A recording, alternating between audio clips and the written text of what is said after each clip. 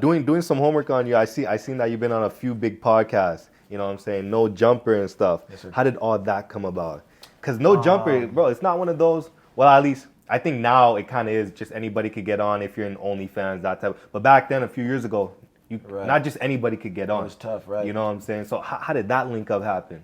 I think back in, 2018, I put out a song called She Cheated Again. Mm-hmm. And at that time, like, via the metrics, I was like one of the top fastest rising artists. Mm-hmm. So I was trying to use that leverage to reach out to people so I can then expand, what I was doing. So I reached out to Adam. He was super cool, did the interview.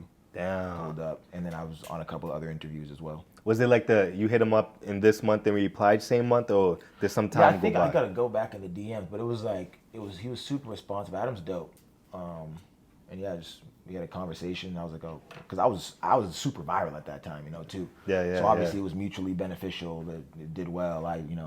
That's crazy because I've seen you before, but it never dawned upon me that you was Canadian. Right. For some reason, I thought you're just American, and right. When I see some American artists, I'm not gonna lie, I don't really care to search them up unless they're from Florida or they have a Haitian background. That's when kind of I'm like, okay, let me at least find out what this guy's about. But if I knew you was Canadian, bro, I would have dove way more. A lot of people don't know. Yeah, I think it's because I started a music career when I was still playing college basketball in America. Yeah, that could have been it. It's weird for me to say. It's just some guys just have a Canadian look. Like the best way I could put it is K Showtime, the baller.